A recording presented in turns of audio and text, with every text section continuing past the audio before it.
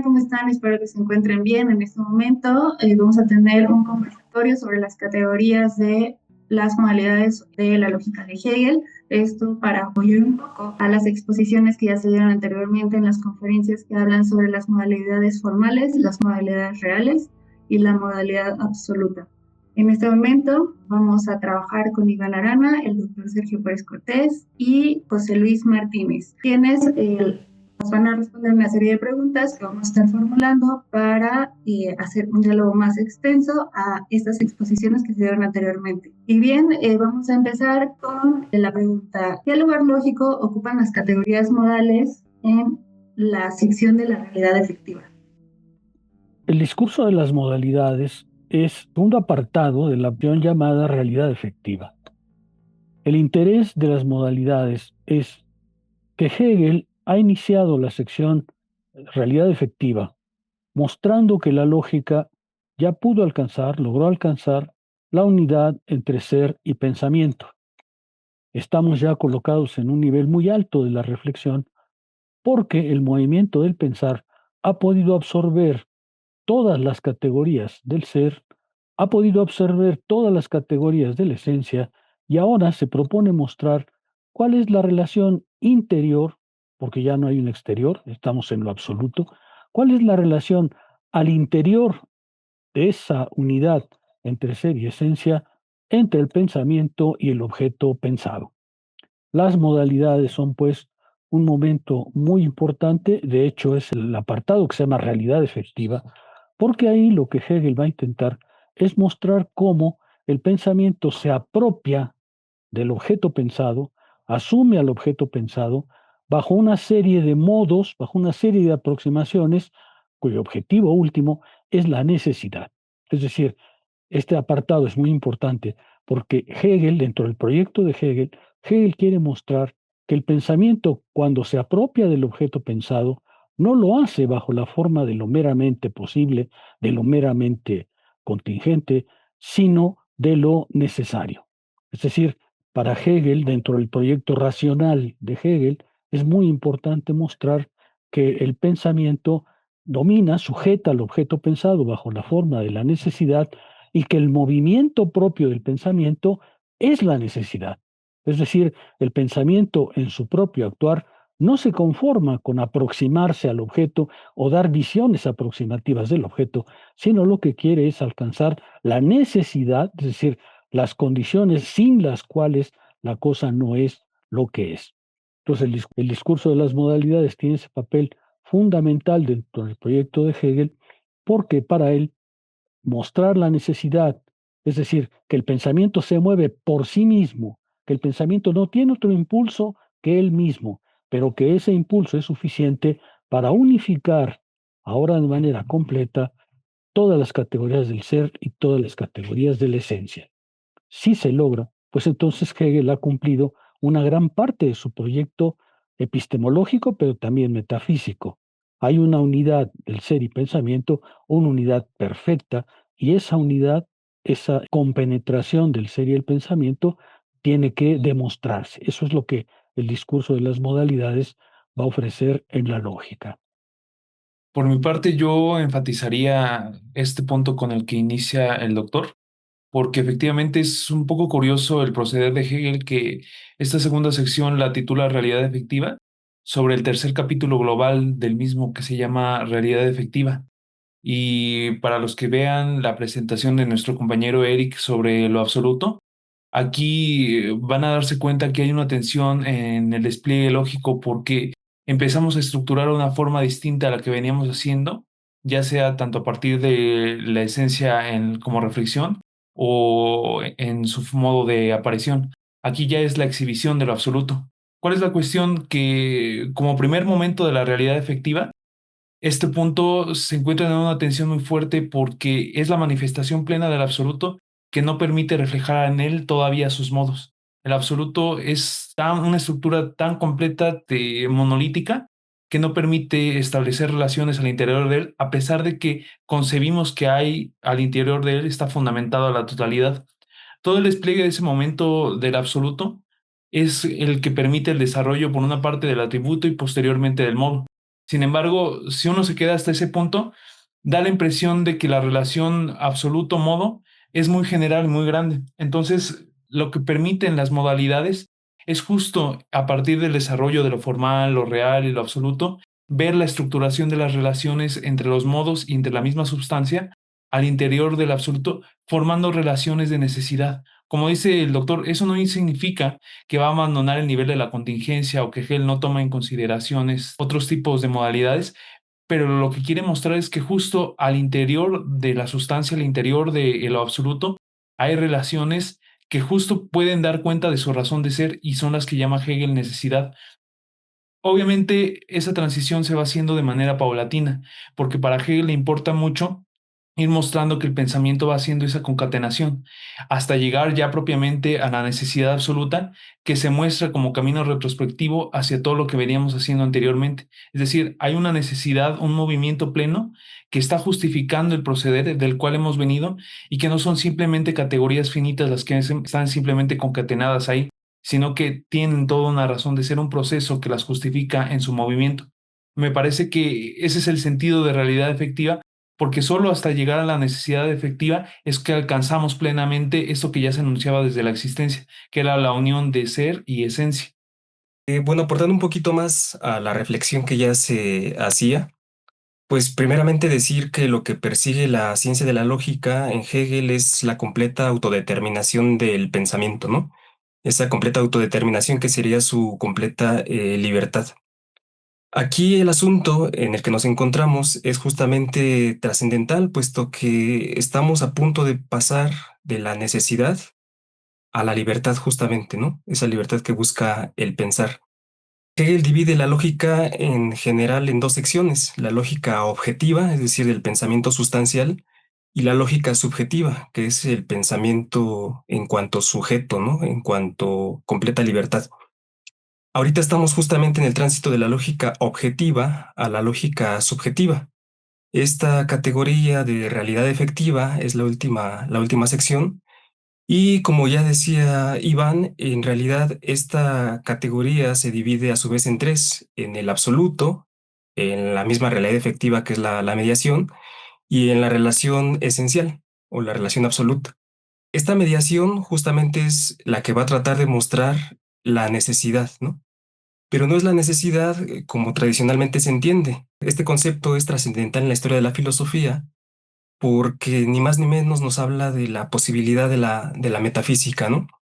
Por ejemplo, cuando Kant hace referencia a Hume en cuanto lo despierta de su sueño dogmático, lo que dice es que Hume encuentra el concepto de necesidad como un problema en tanto es lo que puede unificar la causa y el efecto, ¿no? Es decir, al tratar de resolver el problema de la conexión entre causa y efecto, Hume encuentra que hay un problema, cómo establecer una necesidad, una conexión necesaria entre esos dos términos. Para Hume eso es irresoluble. Él cree que a través de la pura reflexión no se puede alcanzar, pero tampoco está en la experiencia. La necesidad no está en las cosas, según Hume, ¿no? Ahí la intervención de Kant es importante, puesto que la necesidad no la deja en las cosas, sino en una categoría, en un concepto puro que pertenece al sujeto trascendental. Es decir, la necesidad pasa de las cosas al sujeto. Ahora bien, esa necesidad solamente le pertenece al sujeto, no es una necesidad del nóumeno o de la cosa en sí, sino solamente de la forma en la que el sujeto aprende la realidad. Vamos a decirlo así, se queda encerrada la necesidad en una subjetividad. El aporte de Hegel en este caso sería tratar de pensar la necesidad no en las cosas, pero tampoco en el mero sujeto, puesto que para Hegel en el pensamiento ya hay una unidad entre sujeto y objeto. Para Hegel la necesidad va a ser justamente esa unidad completa como realidad efectiva entre el ser y el pensar. El gran aporte es cómo a través de esa unidad sujeto y objeto, la realidad se manifiesta a sí misma. Es una característica muy importante. ¿Por qué? Porque a final de cuentas la realidad efectiva es absoluto, solamente que el absoluto es autodeterminación y la diferencia es que la realidad absoluta es manifestación. En la siguiente cuestión lo podemos profundizar un poquito más. Quizá yo agregaría a esta primera pregunta que el discurso de las modalidades históricamente ha tenido siempre una gran relevancia. Las modalidades, es decir, los modus, es un tipo de proposición que la filosofía siempre ha examinado. Por ejemplo, en la tradición aristotélica y luego la tradición medieval, se distinguía entre dos clases de proposiciones atributivas, es decir, proposiciones en las que se afirma o se niega algo respecto a un sujeto, proposiciones como del tipo Sócrates es griego, proposiciones que hacen una atribución al sujeto y otro tipo de proposiciones que especifican no solamente la atribución a un sujeto de un predicado, sino que además especifican la manera de esa atribución. Y a esa manera, a ese modus, es a lo que se va a referir el discurso de las modalidades. Las modalidades son proposiciones que no solo atribuyen a un sujeto un predicado, sino que especifican la manera en que esa atribución se realiza. Por ejemplo, necesariamente Sócrates es griego. La proposición original Sócrates es griego atribuye al sujeto Sócrates un predicado, es griego. El agregado necesariamente afirma que esa relación no es cualquier tipo de relación, sino una relación que se da bajo una forma de relación absoluta. Necesariamente Sócrates es griego. Y estas son las modalidades. Por eso aparecen en la lógica en el momento en que ya no solamente se afirma la relación entre el absoluto y los modos, que era era una forma en que ya desde Spinoza se había planteado, sino que ahora afirma de qué manera podemos afirmar que la relación entre el sujeto y el objeto es profunda, intensa, completa. Ese es el discurso de las modalidades. Bien, continuamos. En segundo lugar, tenemos la pregunta de qué aportan estas categorías a la realidad efectiva. Las modalidades en Hegel tienen, por así decirlo, un marco en que se colocan. Tradicionalmente, en la historia de la filosofía, las modalidades son a veces muchas. Durante la Edad Media el número de modalidades era muy alto, pero en general acabó la tradición concentrándose en tres modalidades: lo posible, lo contingente y lo necesario. Esas tres modalidades Hegel las retoma, pero las coloca en un horizonte un poco más amplio, porque el problema de Hegel no es solamente la modalidad misma, sino la manera en que el pensamiento se va a colocar respecto al objeto. Y por eso, además del discurso de las modalidades, posibilidad, contingencia, necesidad, se presenta una forma de relación entre el pensamiento y el objeto que Hegel va a llamar formal, el primer nivel, real, el segundo nivel, y efectivo, el tercer nivel, de manera que lo que vamos a encontrar es un doble carril, por así decirlo. Encontraremos pues la posibilidad formal, la contingencia, la necesidad formal, luego encontraremos la posibilidad real, luego encontraremos la necesidad real, la contingencia seguirá formando parte y terminaremos con la necesidad absoluta. Digo esto porque justamente para comprender bien este apartado que las conferencias han tratado, es preciso ver que para Hegel no solamente basta ver el modus en que se atribuye algo a un sujeto, sino también la posición del pensamiento respecto al objeto mismo. El pensamiento se coloca en un plano formal, es decir, sin contenido. Luego el pensamiento se coloca en un plano real, es decir, busca determinaciones en el mundo efectivo, en el mundo concreto, pero mediado por el pensamiento. Y finalmente acaba por la síntesis. ¿Qué es lo que aportan las modalidades? Justamente la idea hegeliana de que la progresión del pensamiento, el desarrollo del pensamiento, el movimiento del pensamiento va construyendo a la vez la modalidad del objeto y va construyendo su propia posición respecto al objeto que está pensando.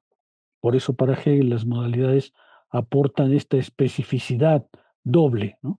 Por un lado vamos a ver cómo el objeto es posible, real o posible, contingente o necesario, pero también veremos que es formal, real o efectivo. Y para Hegel, punto final a alcanzar es justamente la efectividad real, la real efectividad que se presenta bajo la forma de necesidad absoluta. Eso es lo que aportan las modalidades a este apartado específico. Ya las veremos con más detalle en las conferencias tan detalladas, pero el movimiento global es este que he intentado describir. Siguiéndolo en la línea que abre el doctor, yo sostendría que lo que va siendo el tránsito de las modalidades, siguiendo la triada que presenta Hegel, es la paulatina apropiación del objeto hasta mostrar que está completamente subsumido por el pensamiento. A mí que me tocó exponer las modalidades formales, en este punto se alcanza a ver con mayor facilidad que es el intento del pensamiento por intentar desvincularse del fundamento efectivo, porque cuando empiezan la posibilidad formal, por un momento parecería que la posibilidad formal va por su aire. Sin embargo, Hegel advierte desde un primer momento que toda posibilidad solo puede ser planteada dentro del terreno de lo efectivo. Entonces, realmente la posibilidad formal es una forma en la que el pensamiento se trata de desdoblar, desligándose de lo efectivo y pensándose como si fuese independiente de este. La cuestión es que va a caer en una contradicción, a pesar de que pone él como condición simplemente no ser contradictorio. El puro hecho de que yo pueda decir, en este momento hay un elefante en mi patio trasero, parecería ser una posibilidad no contradictoria. Sin embargo, la negación de esa misma posibilidad es perfectamente posible, que no esté esa posibilidad presente. Por tanto, toda posibilidad se contradice así y no se puede mantener en su propia abstracción. El paso de la contingencia a la necesidad es formal muestran que realmente la realidad efectiva es tan fuerte que está como base incluso para el pensamiento formal. Y eso es lo que da paso al fundamento real. En el fundamento real, ya Luis lo podrá precisar mejor que yo, ya el pensamiento se compromete con un existente, ya el pensamiento se ha apropiado de una presencia objetiva y una presencia de la cual no se puede desvincular. La cuestión es que en este momento todavía no alcanza a ver el movimiento global, simplemente alcanza a ver la serie de condiciones que han producido ese objeto como tal. Y entonces las modalidades van haciendo este tránsito paulatino de cómo poco a poco empezamos a ver la serie de condiciones que permiten la emergencia de un objeto. Sin embargo, el problema de la modalidad real es que tiene un límite al no alcanzar el movimiento completo. No es sino hasta la necesidad absoluta en donde ahora sí, tanto condiciones como el objeto logran ser subsumidos mostrándose solo en una unidad, que ya es el paso del pensamiento científico al pensamiento filosófico. Primeramente decir que el aporte de las modalidades es justamente la autodeterminación de la realidad efectiva. Veníamos justamente del movimiento del absoluto, donde hay una unidad entre lo interno y lo externo, pero parecía que el esfuerzo del absoluto era por interiorizar eso que se mostraba como externo. Ahora con la realidad efectiva lo que tenemos ya no es tanto la autodeterminación tratando de interiorizar, sino justamente lo que decía hace un momento, la manifestación, como una especie de exteriorización. Es decir, en el momento en el que la realidad efectiva se muestra autoproductiva.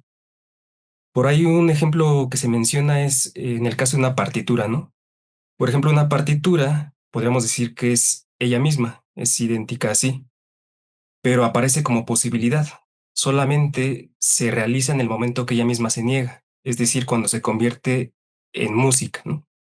La música vendría a ser la negación de la partitura, porque cuando se toca el instrumento, la partitura está dejando de ser. En el momento en el que se tocan las notas, está dejando de ser, ¿no? Pero eso no significa que la partitura como esencia desaparezca, sino que justamente en su apariencia, en su aparecer, se realiza efectivamente, ¿no? La partitura pareciera que se niega al ser tocada, pero justamente al ser música, está realmente volviéndose efectiva. La realidad efectiva sería algo así como el propio autodesarrollo de una realidad que no depende de algo más, sino que de ella misma, ¿no? Y en ese sentido, lo que nos aportan las modalidades es ver que cuando empezamos a pensar la posibilidad de un algo, tenemos que necesariamente llegar a su necesidad. Un poquito más adelante tal vez lo veremos con detenimiento, pero por ejemplo, ¿no? Lo que ya decía Iván justamente, cuando nosotros pensamos en un algo, lo primero que pensamos es que es pensable. ¿Y qué es pensable? Aquello que no se contradice. De ahí inicia un proceso que ya resulta imparable si, como dice Hegel, queremos pensar profundamente un objeto, una cosa, ¿no? Bien, podremos parar, Hay filosofías que han parado solamente en la necesidad formal, en la necesidad real, y no se ha llegado hasta el momento absoluto, ¿no? Donde lo efectivo y lo posible están completamente unificados y donde lo contingente es tanto resultado como presupuesto para poder pensar la necesidad. Entonces yo lo que pondría aquí, un aporte sería decir, mientras el absoluto es autodeterminación, la realidad efectiva es manifestación, el mostrarse a sí mismo de la realidad, y eso nos tiene que llevar a pensarlo como algo necesario. Porque el siguiente paso, ya el último paso en la lógica objetiva, es la relación absoluta, que ahí ya es la acción, ¿no? La interacción a la que se refiere Hegel en esa última parte. Yo agregaría para cerrar este apartado, digamos, para redondear un poco el apartado, que como estamos viendo a través de la modalidad, en la filosofía de Hegel, nada puede afirmarse de la realidad que no sea obra del pensamiento. Esta es una tesis central de Hegel. Nada puede afirmarse de la realidad que no sea obra del pensamiento. Su filosofía sostiene que en la experiencia humana no se puede decir inmediatamente lo inmediato. No se puede hablar inmediatamente de la inmediatez. Es decir, es preciso un trabajo profundo del pensamiento para entonces poder hablar de la inmediatez. Es lo que hace un momento José Luis llamaba manifestación. Manifestación, exhibición del absoluto, como empieza este apartado. Manifestación quiere decir que el pensamiento sea volcado por completo en la realidad y que la realidad efectiva no es otra cosa que la realidad pensada. La realidad efectiva es obra de la razón, porque la razón está, dice Hegel, siempre activa. Hegel no habla, y vamos a verlo en un momento, de la necesidad como algo que está en las cosas, sino la necesidad no es otra cosa que el movimiento del pensar que subsume por completo al objeto y que se manifiesta ahora, que se exhibe como realidad, pero como realidad pensada. La cuestión de las modalidades, pues, está orientada a una apropiación gradual de lo efectivo, de lo real, hasta llegar a un punto en el que el objeto y el pensar, su existencia, el objeto y la existencia del objeto son una y la misma cosa, uno y el mismo acto. Cuando se llegue a este punto, la reflexión se llamará necesidad, pero para llegar a ella hay que recorrer, como lo han señalado Iván y José Luis, hay que recorrer un camino, un largo camino. Gracias por las respuestas de los tres. En la siguiente sección vamos a realizar la pregunta de por qué debe darse el pasaje de lo formal a lo real y finalmente a lo efectivo. Para Hegel es muy importante mostrar que en este proceso al que nos hemos venido refiriendo, hay varias etapas en las que el pensamiento puede, y a veces desea, localizarse. Por ejemplo, el pensamiento decide colocarse en el plano formal. Como lo han indicado Iván y como lo ha indicado José Luis, lo formal quiere decir que el pensamiento se detiene en lo pensable. Son esas filosofías, por ejemplo, que prefieren descansar en lo posible, que imaginan un mundo posible, siempre mejor que el nuestro, un mundo posible que no se contradice, que incluso es más deseable y parece estar a nuestro alcance. Lo formal es el momento en el que el pensamiento se detiene sin contenido, simplemente se da como forma de pensar el que lo que está pensando no sea contradictorio, no se contradiga a sí mismo. Hegel presenta algunos ejemplos que lo muestran bastante bien, ¿no? Por ejemplo, él dice, bueno, es posible que mañana la luna caiga sobre la Tierra. ¿Es posible? Pues sí, sí es posible. O sea, la Luna es un cuerpo estelar, es un cuerpo pesado y no hay ningún pedimento lógico para que mañana decida venirse a pico sobre la Tierra. Este pensamiento formal para Hegel es importante porque en algunas filosofías y en muchas doctrinas el pensamiento decide quedarse ahí. Y para Hegel esto es motivo de una crítica. Es decir, ¿por qué hay que pasar por la necesidad formal y por qué hay que examinarla? Porque, dice Hegel, hay que criticar a los formalismos. Hay que criticar la idea de que el pensamiento es productor por sí mismo, por sus propias fuerzas, de una realidad imaginaria, de una realidad meramente postulada. La necesidad formal es justamente aquella en la que los sujetos dicen, puesto que el mundo existe, y como no tenemos idea de otra cosa, pues entonces formalmente es necesario que exista. Y Hegel hace una profunda crítica a la necesidad meramente formal porque dice que es cuando el pensamiento perezoso no se compromete con las cosas. El pensamiento formal no es una crítica menor la de Hegel. El pensamiento formal está constantemente activo, sobre todo en ciertas filosofías que creen descansar en un mero producto del acto del pensar. Hegel lo critica profundamente porque la necesidad formal no es otra cosa que la pereza por entrar en el mundo real. Hegel dice literalmente, aquellos que se colocan en lo formal, lo que hacen es simplemente quitarle a la realidad todo el peso específico que tiene. Por eso hay que pasar de la necesidad formal a la necesidad real. La necesidad real no es otra cosa que, como lo señalaban mis colegas previamente, el momento en que el pensamiento se compromete con las cosas, busca una serie de determinaciones que no produce él, que tiene que traer sin duda del exterior, mediatizadas por el pensamiento, pero que se arriesga al exterior. Es decir, ahora ya no le basta con pensar algo como meramente, formalmente posible, sino que se compromete en que sea real, es decir, que tenga una serie de determinaciones que lo hagan ser lo que es. La necesidad real es muy importante porque Hegel me parece que sostiene que la necesidad real es en gran medida en donde descansa el pensamiento científico usual. El pensamiento científico lo que busca es una conexión entre una serie de determinaciones que llama condiciones y la existencia de un objeto. Esa es la necesidad real, el momento en que el pensamiento logra vincular una serie de determinaciones que llama condiciones con un objeto, con una cosa que está pensando y entonces dice, dadas ciertas condiciones, pues entonces el objeto aparecerá. Este pensamiento real es importante porque forma sin duda ya parte de la verdad, es un momento de la verdad. Sin embargo, Hegel considera que no es todavía la verdad. Iván decía hace un momento que Hegel propone el pasaje del pensamiento científico, de la necesidad real, al pensamiento filosófico, es decir, a la necesidad absoluta. ¿Por qué la necesidad absoluta? Porque mientras la necesidad real es conocimiento, ella parte de una presuposición, parte de la presuposición de que por un lado están las condiciones y por otro el objeto que está pensando. El pensamiento científico dice, hay ciertas condiciones, pero estas pertenecen a un horizonte distinto al objeto que está siendo pensado. Para Hegel, la necesidad absoluta aparece en el momento en que el pensamiento, la reflexión se da cuenta que no solamente las condiciones le son ajenas, sino que son parte del movimiento del pensar.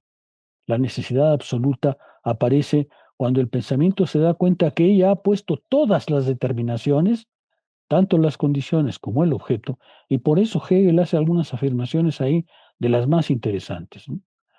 En la necesidad absoluta, el ser es porque es. ¿Por qué es? Porque no puede no ser, porque ya están las condiciones dadas para que sea, porque el pensamiento ha podido determinar todo aquello que significa su existencia, y entonces es porque es. Ese porque es exactamente la necesidad. Es porque no puede no ser. No puede ser de otra manera y no puede dejar de ser.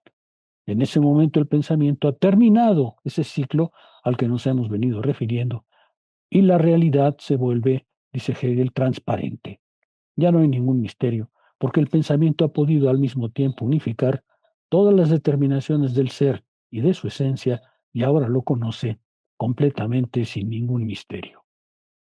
Yo le llevaré la respuesta sobre la línea de la primera intervención de José Luis, en función de lo que anteriormente se había sostenido sobre las modalidades, porque se puede apreciar desde Descartes, Leibniz, incluso en Kant, o como ya mencionaba Luis con Hume, que las modalidades se planteaban en el terreno de la separación. Y ya de entrada eso planteaba un problema porque posteriormente para pensar su unificación se tenían que introducir una serie de postulados externos. Por ejemplo, en el caso de Descartes y Leibniz, la presuposición de Dios como el ser necesario que permitía justo la unidad de esos momentos. Hegel desde un primer momento modifica el terreno de la discusión y lo plantea desde el absoluto. Evidentemente, la posibilidad, incluso aunque ya lo planteaba el doctor, plantea esta cuestión de mundos posibles, mundos no contradictorios, más deseables. Todo mundo posible que plantee ya está al interior del desarrollo del un efectivo. La cuestión es que el primer momento efectivo que tuvimos en el absoluto todavía se daba de manera muy inmediata. Entonces, una vez que vemos el desarrollo en la triada en Hegel entre lo formal, lo real y lo absoluto, vemos realmente que es justo como el pensamiento va estableciendo este despliegue para mostrar que poco a poco da esa unidad de absoluta de que ha partido justamente. Entonces, a grandes rasgos, lo que sostendría es que el paso normal a lo real y de lo real a lo absoluto es mostrar en Hegel que desde un primer inicio el pensamiento ya se sitúa en lo absoluto, pero no lo puede captar de manera inmediata. Es necesario todo un proceso de mediación que permita justamente su propagación paulatina y ahora sí una mediación reflexionada, un retorno así a partir de su estructuración conceptual, que es justo ese paso, el momento de la realidad efectiva al concepto. Diría que en esta sección no hay alternativa, no hay opción. Según lo que hemos visto en otras partes de la lógica, cuando el pensamiento se compromete a pensar un algo de manera sistemática, sigue un cierto camino. No un método preestablecido, pero sí podemos identificar un camino, ¿no? Este camino Hegel lo hace explícito hasta la doctrina del concepto, y que consiste en ir del entendimiento a la razón negativa y después a la razón positiva. ¿A qué me refiero? Cuando, por ejemplo, nosotros tratamos de pensar un algo, pues lo primero que tenemos que hacer, según Hegel, es tratarlo de pensar de la manera más pura, la determinación más pura. En este caso, lo primero que resulta pensable es aquello que no se contradice, es decir, aquello que es posible. Pero si nos comprometemos con este pensamiento de lo posible, nos damos cuenta que lo posible resulta impensable, es decir, resulta contradictorio. Esto nos lleva a su otro, que es la efectividad. Aquí en toda esta sección de modalidades, si bien el objetivo es tratar de pensar la necesidad en sus diferentes formas, la dialéctica se da precisamente entre lo efectivo y lo posible, ¿no? Siempre entre estas dos determinaciones.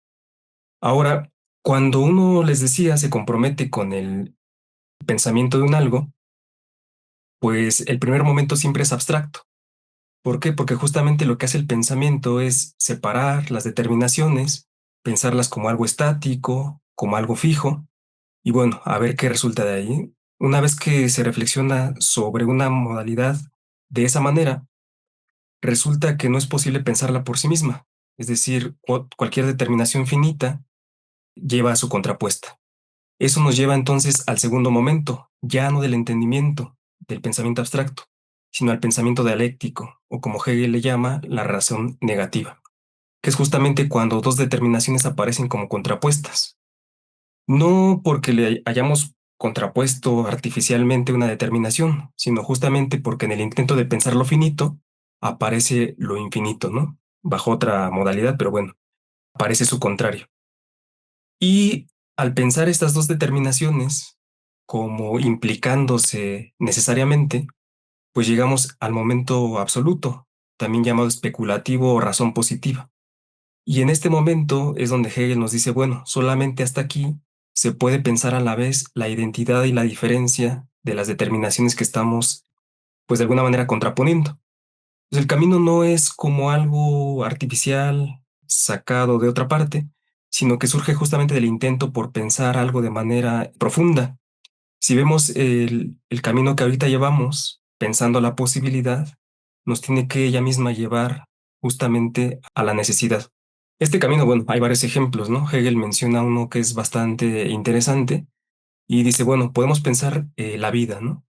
Y decimos, ¿qué es la vida? Pues de inmediato diríamos simplemente vivir. Pero ¿qué es la vida si no lo entendemos contrapuesto a la muerte? Aparece su contrario como negándola, ¿no? ¿Qué es vivir? Pues no morir. Pero también nos damos cuenta que si no concebimos a la vida como un ya morir, pues tampoco la vida tendría sentido. ¿Qué sería la vida en el pensamiento especulativo? Pues ni uno ni otro, justamente sería el proceso en el que vida y muerte se autodeterminan, ¿no? No hay que pensarlas por separado, sino justamente en completa unidad. Y estos momentos del entendimiento abstracto, o de la dialéctica razón negativa, o de lo especulativo razón positiva, pues son los que se siguen en este momento de la necesidad. Estamos pensando la necesidad bajo estos momentos, pero repito, no es algo opcional, sino es el camino por el que nos va llevando el propio pensamiento al tratar de pensar la realidad efectiva. Ahora, de paso, pues Hegel puede ir refutando ciertas visiones que se tienen de la necesidad en la historia de la filosofía. Por ejemplo, si pensamos en el momento formal donde hay una identidad inmediata entre lo efectivo y lo posible, pues podríamos vincularlo con el pensamiento tal vez medieval o en cierto momento con el racionalismo, al decir que para ciertas corrientes de este momento, toda demostración lógica es a la vez una demostración ontológica.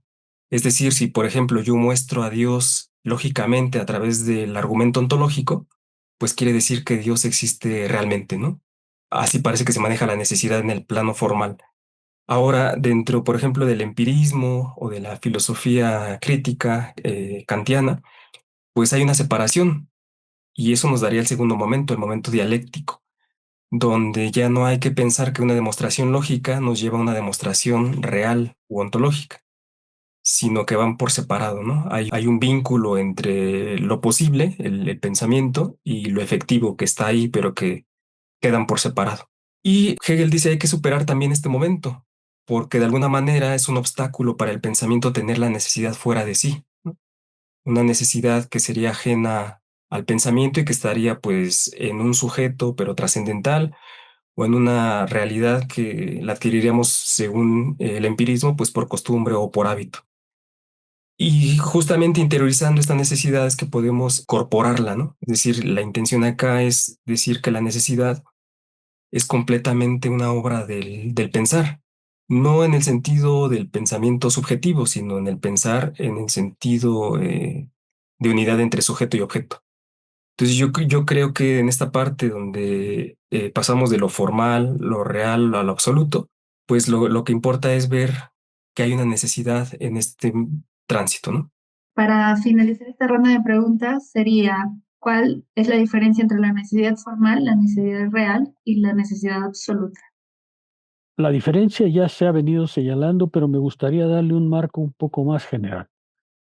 Es muy importante comprender la manera en que Hegel plantea la necesidad, porque con frecuencia se le ha acusado de ser un determinista, de que él cree que todo es necesario, que todo está determinado y que por tanto la libertad en una filosofía hegeliana no existe. Entonces es muy importante comprender lo que él entiende por necesidad. La necesidad, ya lo han dicho mis colegas varias veces, la necesidad para Hegel no está en las cosas.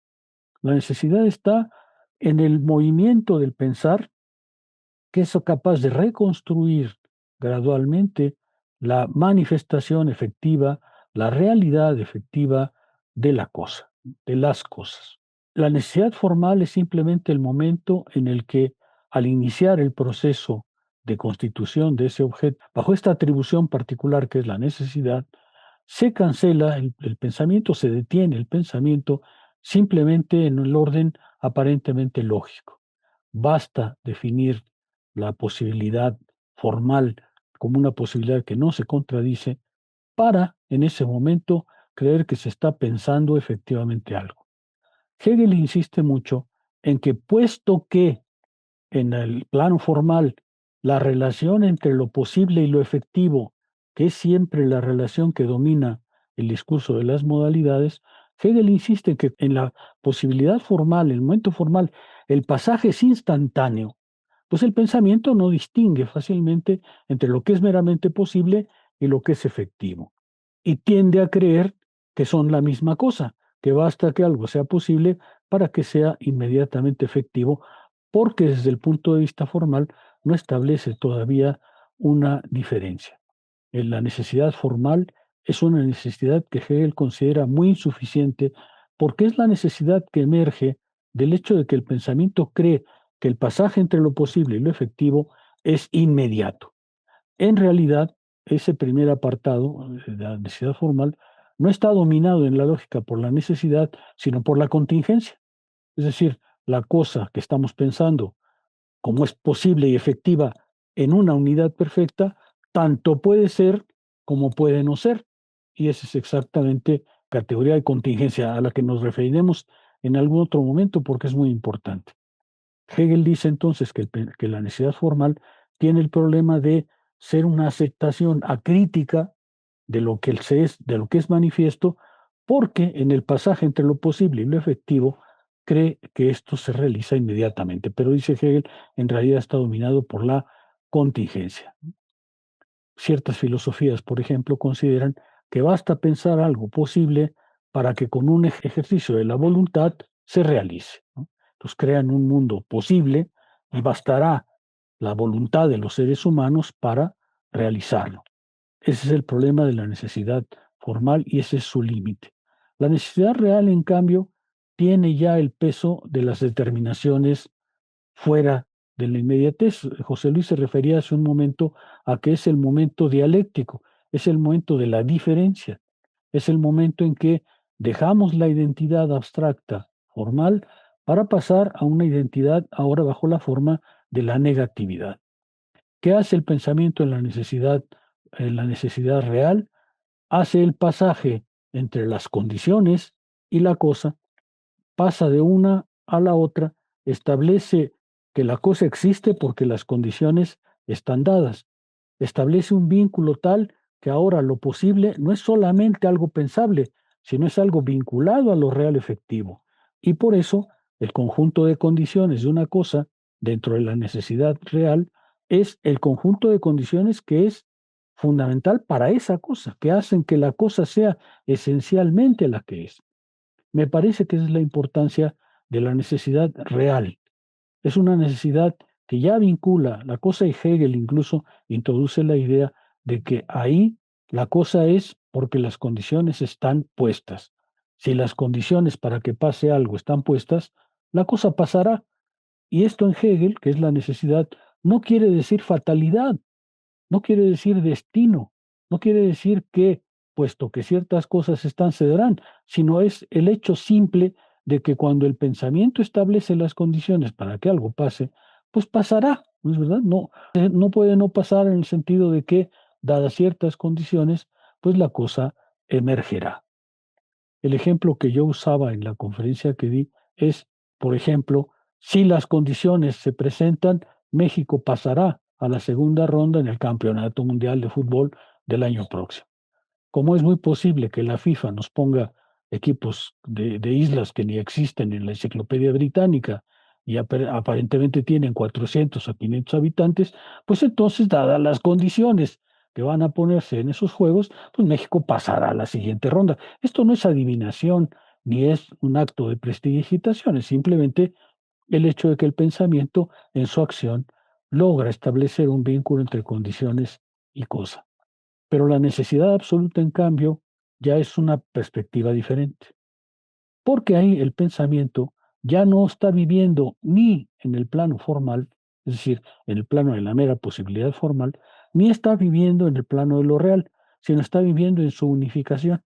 En la necesidad absoluta, ahora el vínculo entre la posibilidad y la efectividad ya es completo porque se ha pasado por la posibilidad real.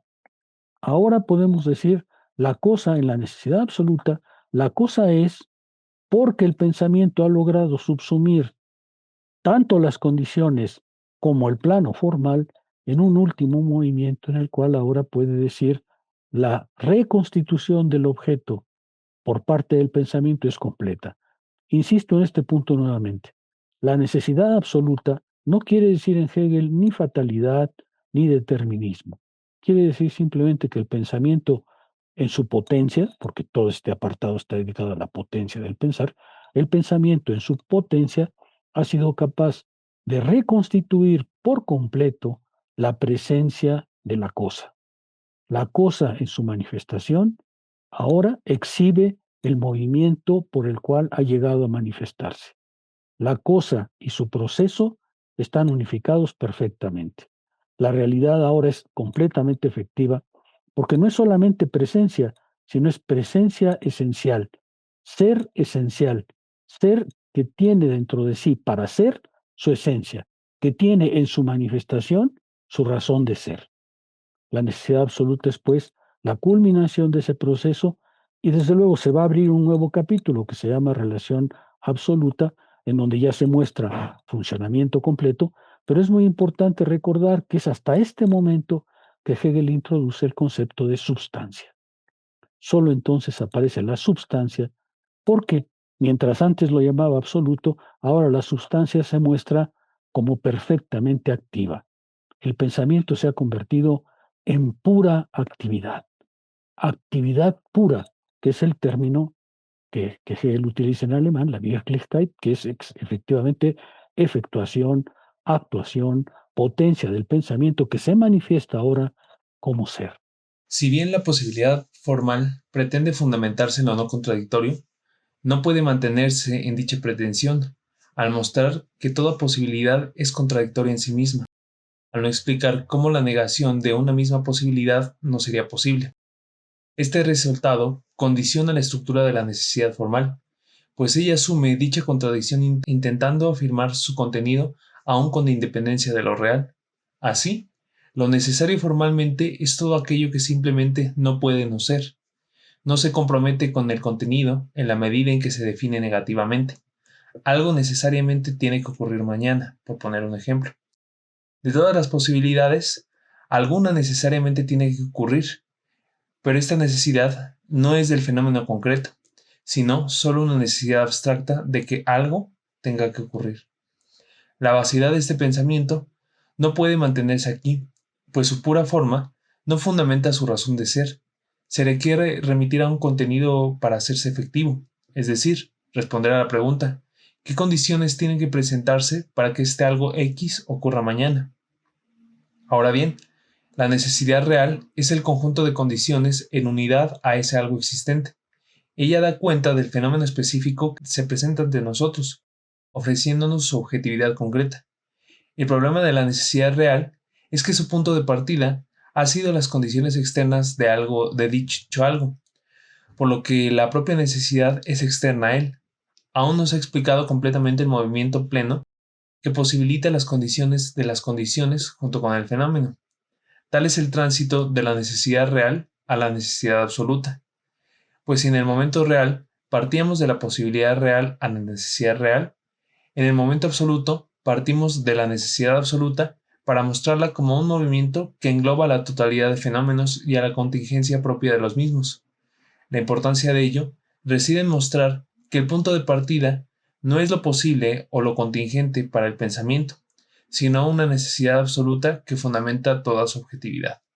Pues para aportar un poco sobre esta misma línea, diría que ¿cuál es la diferencia entre los tipos de necesidad? Bueno, primero decir que la necesidad, bajo su forma formal, real y absoluta, lo que comparte es la dialéctica o la contraposición entre lo efectivo y lo posible, ¿no? No sé si contraposición o relación entre lo posible y lo efectivo. Es decir, toda necesidad formal, real o absoluta poseen este vínculo entre lo efectivo y lo posible. ¿Cuál es la diferencia? El grado de unidad que logran en cada momento.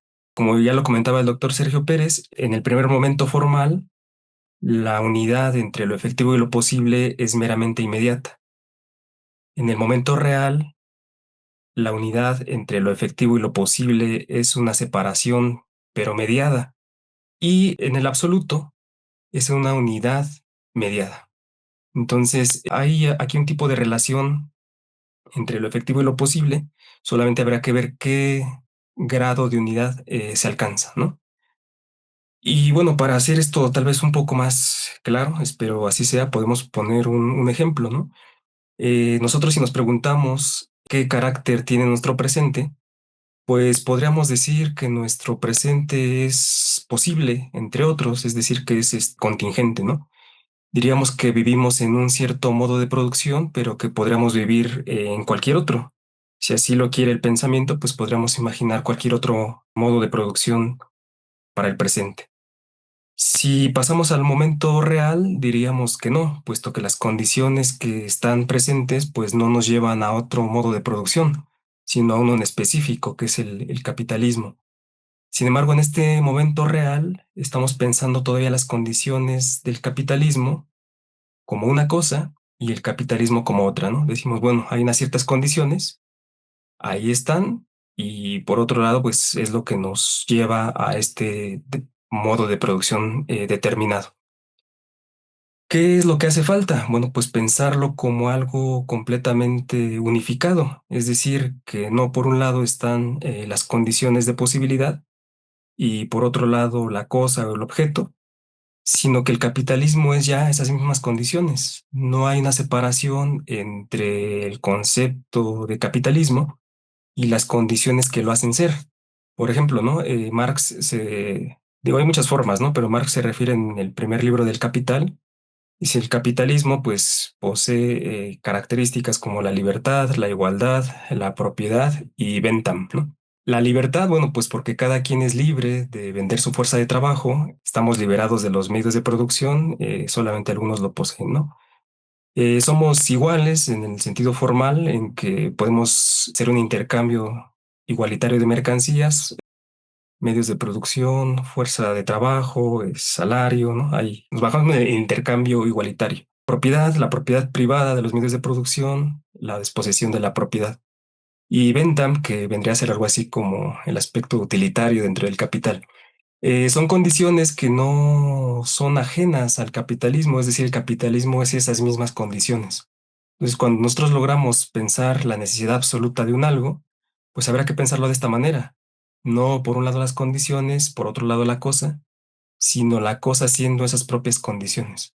Y es cuando llegamos al concepto completo de realidad efectiva, es decir, aquella realidad que comentaba al inicio, pues se automanifiesta, no se requiere de un externo, de un tercero, para poder hacer, hacer ver lo que es la cosa, ¿no? El concepto de capitalismo pensado como proceso se automanifiesta, se autodespliega.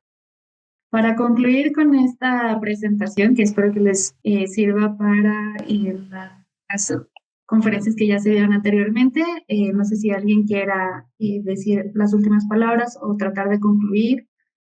El término de realidad efectiva es extremadamente importante en la filosofía de Hegel. Cuando él abre la filosofía del derecho, justamente se refiere a la realidad efectiva, porque él lo que quiere mostrar con ello es dos cosas que me parecen extremadamente importantes. Primero, que el pensamiento es capaz de alcanzar una completa comprensión del objeto. La filosofía tiene que tener a la verdad como faro, como guía, ¿no? Pero para ello es necesario mostrar que el pensamiento es capaz de subsumir por completo al objeto que está pensado y por tanto revelar en él su esencia, es decir, revelar su verdad. La realidad efectiva es un momento muy importante en la construcción de la verdad, porque Hegel justamente lo que se propone es mostrar la potencia del pensar, ante la cual, dice él en muchos momentos, ningún objeto exterior resiste.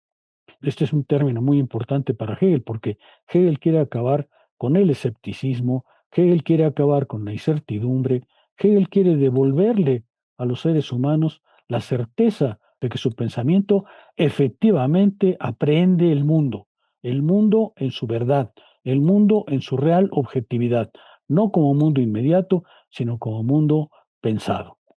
Y la segunda cuestión que me parece importante y que está vinculada a esta es que se acabaron todos los misterios. Hegel odia el misterio. A Hegel no le gustan esas filosofías que dicen que no podemos alcanzar las cosas, que las cosas son de suyo misteriosas, que las cosas tienen una presencia por sí mismas, que las cosas nos evaden inevitablemente. Para Hegel, todas las filosofías que se le contraponen son aquellas que se ponen a dudar de nuestra capacidad de comprender. Pues Hegel quiere acabar con eso y quiere mostrarnos que el pensamiento, cuando se comprende a sí mismo en su desarrollo, que es la lógica justamente, es capaz de derribar todo misterio. Ya no hay más que un mundo real, el presente, el efectivo. Pero ese mundo real se ha vuelto enteramente inteligible gracias a la obra del pensar. Por eso la realidad efectiva ocupa un lugar muy importante dentro del proyecto epistemológico, metafísico y ontológico de Hegel. Muy bien, agradecemos la presentación de esta charla, de este conversatorio al doctor Sergio Pérez Cortés, a José Luis Martínez y a Ivana. Gracias por estar con nosotros, a todas las personas que nos están viendo y siguiendo. Si quieren ver una segunda parte, lo pueden comentar en la caja de información. Voy a dejar todas las conferencias que se han dado hasta el momento, donde podrán encontrar justo las conferencias de las modalidades formales, las modalidades reales y la modalidad absoluta, de la que en este congreso trata de hacer como un redondeo a todo esto y a ciertas aclaraciones que tal vez en su momento se quedaban volando. Pues nada, les agradecemos enormemente que estén con nosotros. Hasta la próxima.